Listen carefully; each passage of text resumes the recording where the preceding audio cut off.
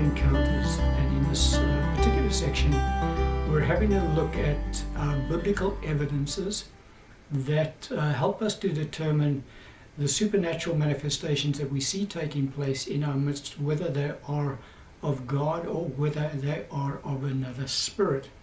And we said that the four main evidences, biblical evidences, that we can apply to those manifestations that take place in the church are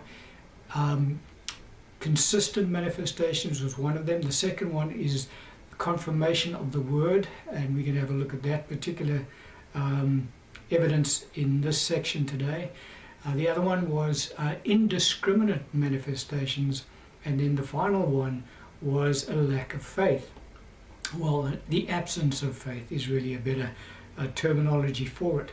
And so we've discussed consistent manifestations, and in today's section we're going to begin looking at the manifestations that do not confirm the Word of God. And so one of the signs that help us to show that supernatural manifestations are not the work of the Holy Spirit is if those signs do in fact not confirm the Word of God. And so very clear evidence that we can see in the Bible is that when a supernatural manifestation takes place, and it takes place when the Word of God has not been proclaimed, or very little of the Word of God has been proclaimed, well, then we can be relatively assured in our minds that is not the work of the Holy Spirit. And we can pick up on a few scriptures. We're going to have a look at a few passages of scriptures today to teach us this concept. The first account we'll look at is in Mark's Gospel, chapter 16, verse 19 and 20. The scripture says, "So then, after the Lord had spoken to them, he was received up into heaven and sat down at the right hand of God. And they went out and preached everywhere, the Lord working with them and confirming the word through the accompanying signs. Amen."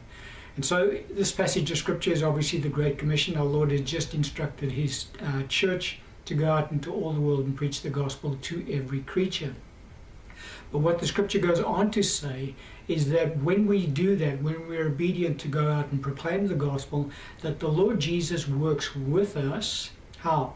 By confirming his word with accompanying signs. So very clearly, the criteria for supernatural signs to take place as a result of the Holy Spirit being at work is that the Word of God has to be proclaimed, because the Lord confirms his word with his signs. And so this passage of scripture is obviously primarily speaking about going out and proclaiming the gospel to the unsaved. And then the Lord obviously allowing various miracles to take place and healings to take place as accompanying signs to the gospel being proclaimed, so that the unbelievers can see the signs and thus come into the kingdom of God. But nevertheless, the principle also remains the same even in the church. And so in the church, when the church gathers together to have their meetings, it is a requirement that the Word of God be proclaimed in those meetings. And when the Word of God is proclaimed, well, then the Lord does exactly the same thing. He confirms his word by granting that signs and wonders may be accomplished within the church. Now, the signs and wonders that would be accomplished within the church would be the gifts of the Spirit being made manifest in amongst the believers. But the principle remains the same, that when the Word of God is proclaimed, well, then the gifts will be made manifest in confirmation of the word that has been proclaimed. The Apostle Paul kind of reinforces that truth to us in Galatians 3:5, where he says to us that God works miracles among us and supplies his Spirit to us by the hearing of faith. He kind of asked the question of the churches in Galatia, does God supply the Spirit to you and work miracles among you through the works of the law or by the hearing of faith?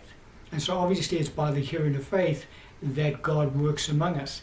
Now the hearing of faith that the Apostle Paul is referring to is the Word of God, because the scripture in Romans 10:17 says, faith comes by hearing, and hearing by the Word of God. And so when the Word of God is proclaimed among the saints, well then the church can expect the gifts of the Spirit to be made manifest in amongst her, because the Lord will confirm His Word by the manifestation of the gifts of the Holy Spirit, by signs and wonders. That's something that God will always do. And so it is very what is unscriptural, however, is for churches to not proclaim the Word of God, or very little of the Word of God, and then still see supernatural signs and wonders taking place in their midst. Those signs and wonders would be of questionable origin, to say the least. And so a red flag needs to go up if we are in a gathering where very little of the Word of God is proclaimed, or none, and yet we still see supernatural manifestations taking place. As I say, those supernatural manifestations would be of questionable origin, because that is going contrary to what the scripture teaches us. The Bible teaches us God confirms His Word where signs and wonders follow. Look at another passage of scripture that again talks around this same issue. Acts chapter 14 verse 3.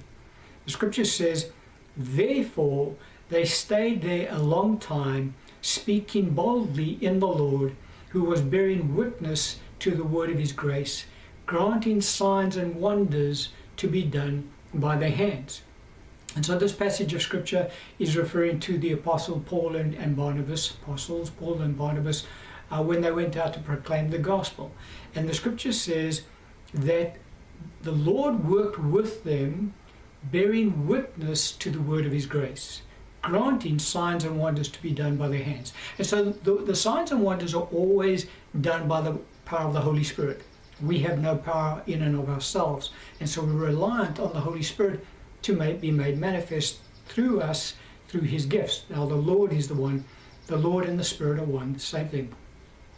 But the criteria that the Lord places upon signs and wonders to be granted, that they be done in our midst, is to bear witness to the word of His grace. And so wherever the word of God's grace is proclaimed, it is normative in those environments for the saints to expect the gifts of the Spirit to be made manifest, and to see them being made manifest in amongst them. That is a very scriptural approach to the supernatural being made manifest amongst the saints. The Word of God is proclaimed, and then the gifts of the Spirit are made manifest, witnessing to the Word of God that has been proclaimed. And so what you find is that there are many churches that proclaim very little sound doctrine, and in fact proclaim a distorted doctrine. Now, in those churches, and a lot of them, they do not see any manifestation of the gifts taking place in their midst. Now, that is very scriptural once again, because the fact is that they're proclaiming a distorted gospel. They're proclaiming a gospel which is not really the Word of God. And in doing so, God cannot violate His Word by allowing signs and wonders to take place in their midst. And so they don't see any signs and wonders taking place in their midst. And as I say, that's extremely scriptural. There are even so-called evangelical churches that proclaim the gospel of salvation, and on that aspect of the gospel they're very true, and they proclaim a true gospel. But when it comes to teaching on the gifts of the Holy Spirit and the baptism of the Holy Spirit and the works of the Holy Spirit in the church today, well, they proclaim that that is not for the church. And so they don't see any baptism of the Holy Spirit, they don't see any gifts manifested, because obviously they're not proclaiming God's word in that area, and so God can't confirm that word. What He does confirm is the absence of the gifts, because it's a distorted gospel from that point of view, and so God can't display signs and wonders in their midst. But you do, however, get churches and ministries that proclaim a distorted gospel, and in fact quite often don't proclaim the gospel at all, and yet they can still see signs and wonders taking place in their midst. Now those signs and wonders would be of the demonic origin, they're not of God, because those churches that are expectant of seeing signs and wonders taking place among them, when the gospel of God is not being proclaimed, have stepped into dangerous territory, because God cannot confirm a distorted gospel. For him to do that, he would be violating his own word. And so he will not confirm a distorted gospel. And so for ministries and churches that proclaim a distorted gospel, or even very little gospel, and yet experience supernatural manifestations taking place through their ministries and in their churches, well, that is not of God, because again, God cannot violate his word. Let's have a look at another passage of scripture again to just reinforce this truth to us, that signs and wonders that are made manifest via the work of the Holy Spirit is always in confirmation of the word of God being proclaimed, the full gospel being proclaimed. Hebrews chapter 2 verse 1 to 4. Therefore we must give the more earnest heed to the things we have heard, lest we drift away.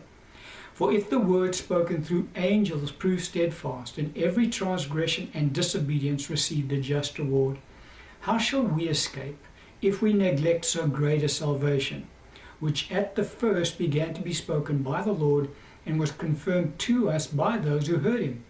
God also bearing witness both with signs and wonders, with various miracles and gifts of the Holy Spirit according to his own will. Now we had a look at that passage with regards to the fact that the manifestation of the gifts are according to the will of God, not according to our will.